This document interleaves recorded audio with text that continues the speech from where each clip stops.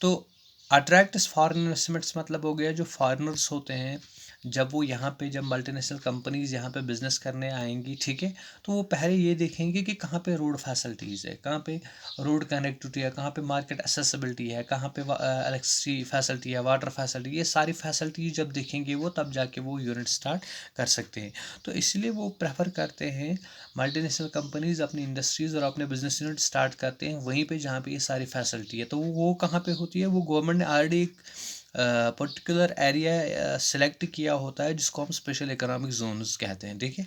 तो यहाँ पे ये क्या करता है, it helps country to attract foreign investments. Foreigners आते हैं यहाँ पे, इन्वेस्टमेंट करते हैं यहाँ पे, बिजनेस स्टार्ट करते हैं यहाँ पे, अपना इंडस्ट्रियल यूनिट स्टार्ट करते हैं, ठीक है। तो ये है स्पेशल इकोनॉमिक जोन की मीनिंग। और मतलब इससे क्या फ़ायदा मिलता है इकोनॉमी को, देखो इकोनॉमी को बूस्ट करने में ये बहुत बड़ा अहम रोल अदा करता है, ठीक है। जैसे कोई पर्टिकुलर चीज़ एक इंसान के ग्रोथ और डेवलपमेंट में मदद करती है, इसीलिए इसी तरह अगर हम बात करेंगे स्पेशल इकोनॉमिक जोन्स की, तो ये बूस्ट करते हैं इकोनॉमी को, ठीक है। Now the question is why companies will invest special economic zones. देखो एक क्वेश्चन ये भी पूछा जा सकता है कि जो फॉरेन कंपनीज है, जो मल्टीनेशनल कंपनीज है, वो क्यों इन्वेस्टमेंट करती है कहाँ पे, स्पेशल इकोनॉमिक जोन्स में। वो क्यों नहीं इन्वेस्टमेंट करती है किसी ऐसे एरिया में जहाँ पे वो प्रेफर करना चाहते हैं, जहाँ पे अवेलेबिलिटी ऑफ रॉ मटेरियल हो, जहाँ पे लेबर बहुत सस्ता हो, ठीक है।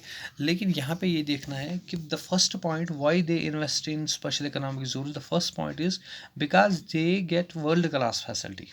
देखो पहले वो देखते हैं कि वर्ल्ड क्लास फैसिलिटी कहाँ पे है।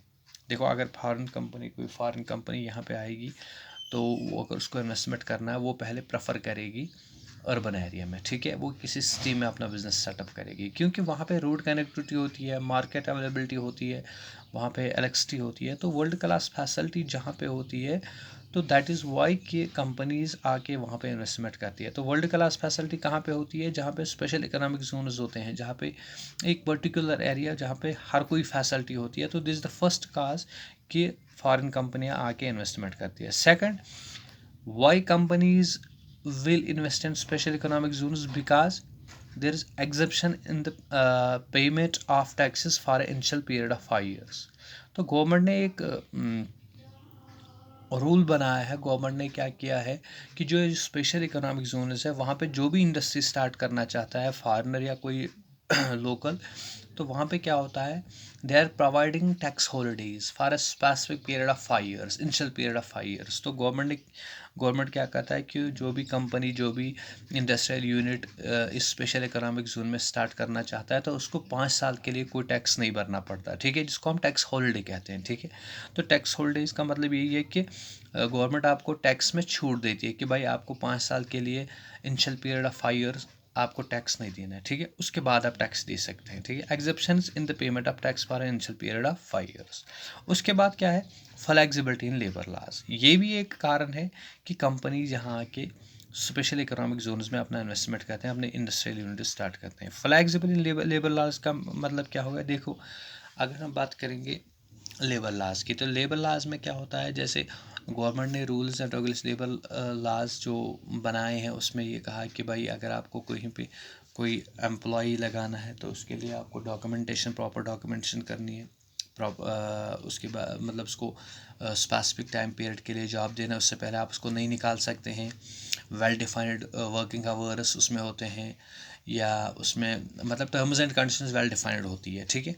लेकिन अब यहाँ पे प्रॉब्लम क्या होती है कि मल्टीनेशनल कंपनी जो स्पेशल इकोनॉमिक जोन्स में हम इन्वेस्टमेंट स्टार्ट करते हैं, इंडस्ट्रियल यूनिट स्टार्ट करते हैं, वहाँ पे फ्लेक्सिबिलिटी इन लेबर लॉज का मतलब क्या हो गया, वहाँ पे एक कंपनी जब अपना बिजनेस स्टार्ट करती है, वो लेबर्स को on the base of requirements, मतलब जब भी उनको काम की ज़रूरत पड़ेगी तब जाके वो लेबर्स को लगा सकते हैं, और जब काम ख़त्म होगा, जब ऑफ सीज़न चल रहा होगा, तो उस वक्त वो लेबर्स को निकाल सकते हैं, ठीक है। तो multinational companies demand flexibility in labour laws, ताकि जो to reduce cost of labour, उससे क्या होता है, उससे लेबर कास्ट कम हो जाता है, ठीक है। तो ये भी एक कारण है कि मल्टीनेशनल कंपनीज क्यों यहाँ पे इन्वेस्टमेंट करना चाहती है, क्योंकि स्पेशल इकोनॉमिक जोन्स में क्या होता है, वहाँ पे लेबर लॉज फ्लेक्सिबल होते हैं, ठीक है। मतलब वहाँ पे इतने स्ट्रिक्ट नहीं, वहाँ पे कोई प्रॉपर डॉक्यूमेंटेशन की ज़रूरत नहीं होती है। वहाँ पे मतलब जो इंडस्ट्रियल यूनिट्स होते हैं वहाँ पे वो लेबर्स को कभी भी लगा सकते हैं और कभी भी निकाल सकते हैं, ठीक है। तो ये भी एक उससे क्या होता है कि जो कास्ट ऑफ प्रोडक्ट होता है वो उससे कम हो जाता है, कास्ट ऑफ लेबर कम हो जाता है, ठीक है। तो दीज आर द वेरियस जिनको हम कहते हैं things by which multinational companies invest in special economic zones, ठीक है। होप मुझे लगता है आज का टॉपिक आपको समझ आया होगा। तो अगर आपको कहीं पे भी कन्फ्यूजन है इस टॉपिक में, इस चैप्टर में, ठीक है, तो आप मुझे मैसेज कर सकते हैं या आप मुझे फ़ोन डायरेक्टली कॉल कर सकते हैं। Thank you.